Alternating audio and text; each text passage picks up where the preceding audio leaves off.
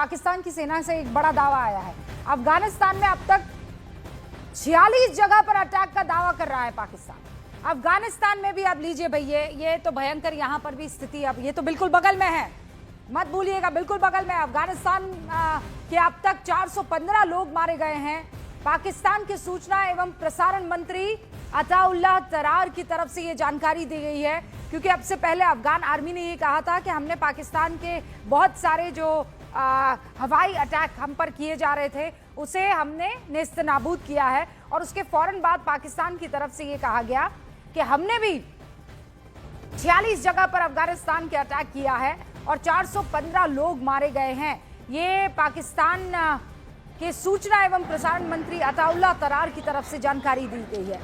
निनाद, अफगानिस्तान ने अमेरिका को हराया है, अफगानिस्तान ने रशिया को हराया है, पर उस समय अफगानिस्तान के पास एक फायदा था जो अब नहीं है। पाकिस्तान की स्ट्रेटेजिक डेप्थ थी, पाकिस्तान के पोर्ट्स की कैपेसिटी, पाकिस्तान के वेपन्स अमेरिका के जो आते थे। तो इस वक्त अफगानिस्तान क्या करेगा? अफगानिस्तान ऑलरेडी आज उन्होंने नूर खान पे फिर से अटैक किया है अपने ड्रोन्स के साथ। पाकिस्तान की जो एयरफोर्स है वो उनका सबसे बड़ा पावर है, पर हमें याद रखना होगा कि जब अफगानिस्तान के साथ जिहाद हुआ था रशिया के अगेंस्ट, तो स्टिंगर मिसाइल जो शोल्डर लॉन्च्ड मिसाइल होती हैं उससे उन्होंने रशियन एयरफोर्स को संभाला था। मेरे को लगता है कि आज नहीं तो कल ब्लैक मार्केट से, जो बलूच ब्लैक मार्केट है, वहां से शोल्डर फायर्ड मिसाइल अफगानिस्तान लेगा और पाकिस्तानी एयरफोर्स के साथ लड़ेगा। पर सबसे बड़ी बात, एक कॉम्बो अटैक आने वाला है। पाकिस्तान को तैयार रहना पड़ेगा क्योंकि उनकी हालत खराब होने वाली है। पश्तून लोग सुइसाइड वेस्ट लेके आएंगे। पाकिस्तान के अंदर लोग बैठे हुए हैं जो इंतजार कर रहे हैं कि सिग्नल मिले, जिसे स्लीपिंग सेल्स कहते हैं।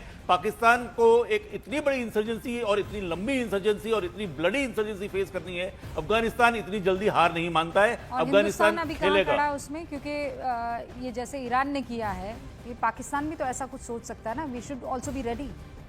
मेरे को लगता है कि we have to be very very alert.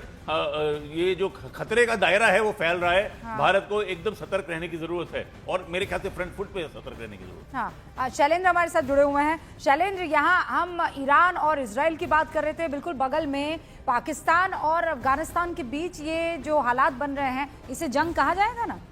बिल्कुल बिल्कुल जंग कहा जाएगा, क्योंकि देखिए बिल्कुल अब से कुछ महीने पहले जो क्लैशेस हुए थे दिसंबर के आखिर में, वो हमने देखा था कि उसके बाद दोहा में एक मीटिंग हुई थी और ये सीज फायर लागू हुआ था। दोनों तरफ से ये सहमति बनी थी। हालांकि उसके बाद ये तय हुआ कि बातचीत का दौर आगे चलता रहेगा, लेकिन उसके बाद बातचीत बिल्कुल विफल रही। लेकिन दोहा एग्रीमेंट आज भी इंटैक्ट था। लेकिन हमने देखा कि पिछले दिनों जिस तरह से पाकिस्तान में धमाके हुए, वहां पे एक इस्लामाबाद में जो एक शिया मॉस्क को निशाना बनाया गया, सुसाइड बॉम्बिंग वहां पे हुई थी, जिसके बाद पाकिस्तान की तरफ से एयर स्ट्राइक्स किए गए। लेकिन इस बार अफगानिस्तान चुप नहीं बैठा है। अफगानिस्तान ने लगातार वहां पर जवाबी कार्रवाई भी की है, लिमिटेड कार्रवाई की है, जिसके बाद एक बार फिर पाकिस्तान की तरफ से एयर स्ट्राइक किया गया।